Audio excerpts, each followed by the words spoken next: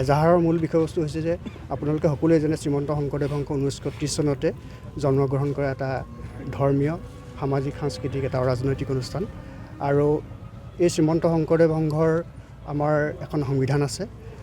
এই সংবিধানখন আমাৰ আৰু লগতে প্ৰতীক আছে।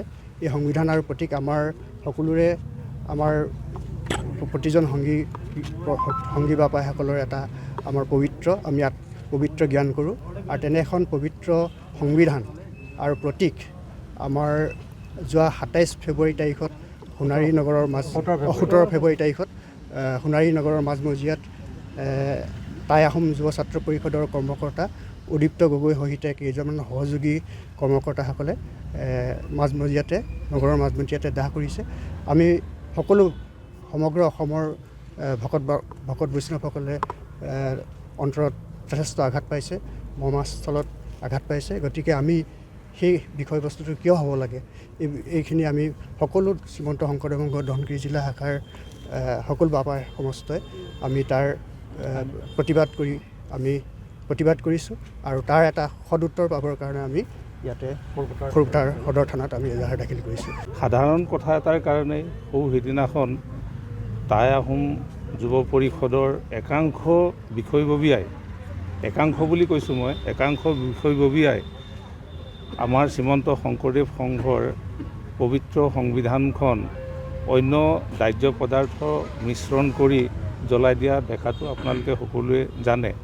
সেই কাৰ্যটো দেখি আমাৰ প্ৰতিজন সংগীয়ে হৃদয়ত আঘাত পাইছে আৰু আমি এইটো কাৰণেই দুখ পাইছোঁ, টাই আহোম যুৱ পৰিষদেই হওক বা আহোম জনগোষ্ঠীয়েই হওক, আমি সকলোৱে একেখন অসমৰে জনগোষ্ঠীয় মানুহ।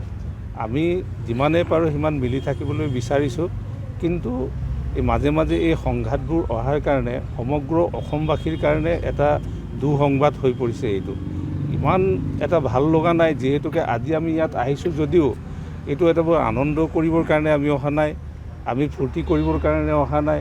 আমি দুখ পাইছোঁ, অন্তৰত নাহিলেও নহয়, এনে এটা পৰিৱেশত পৰিহে আমি আহিবলগীয়া হৈছে।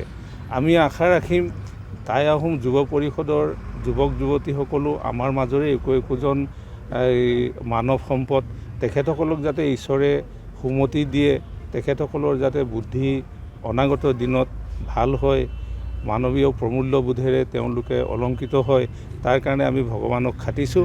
আৰু মই বেছি নকওঁ, আমাৰ হৃদয়ৰ যিটো অনুষ্ঠান, এই অনুষ্ঠানটোৰ সংবিধানখন জ্বলাই দিয়াৰ কাৰণে আমি সকলোৱে দুখ পাইছোঁ আৰু দুখ পোৱাৰ কাৰণে আমি এটা নীতি সদাচাৰৰ ভিতৰত থাকি কেন্দ্ৰীয় সমিতিৰ নিৰ্দেশ মৰ্মে আমি ইয়াত থানাত এজাহাৰ দাখিল কৰিলোঁ।